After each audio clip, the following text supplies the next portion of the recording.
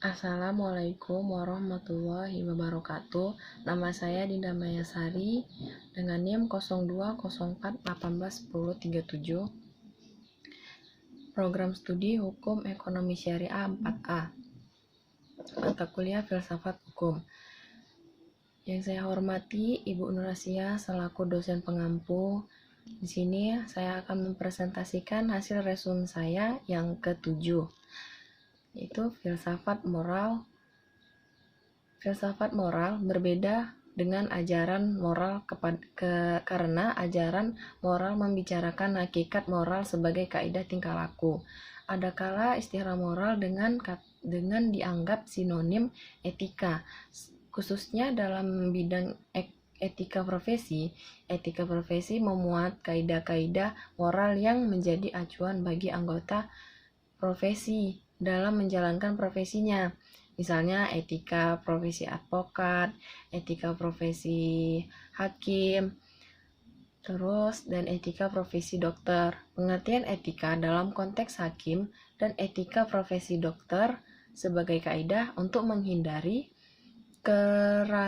keraguan semantik dalam tulisan ini. Maka istilah moral yang digunakan di sini adalah istilah moral dalam arti kaidah.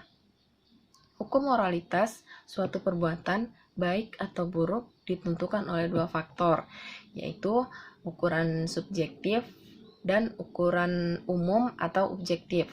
Ukuran subjektif berdasarkan suara hati nurani manusia, sedangkan ukuran objektif berlandaskan kepada norma-norma tertentu. Hati nurani seseorang secara subjektif memberitahukan kepada dirinya mana yang baik dan mana yang buruk. Norma-norma secara umum memberitahukan kepada semua orang tentang perbuatan yang baik ataupun buruk. Untuk ukuran moralitas perbuatan tersebut disebutkan oleh Immanuel Kant sebagai prinsip-prinsip yang melandasi tindakan manusia.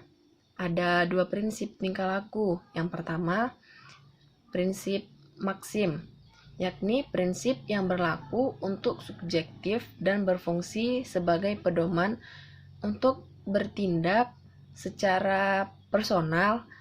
Prinsip ini sama dengan ukuran subjektif.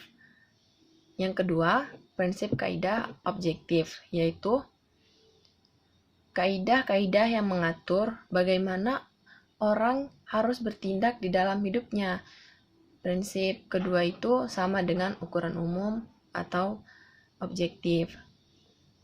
Auguste Comte memandang etika sebagai sosiologi yang dianggap sebagai ilmu tertinggi.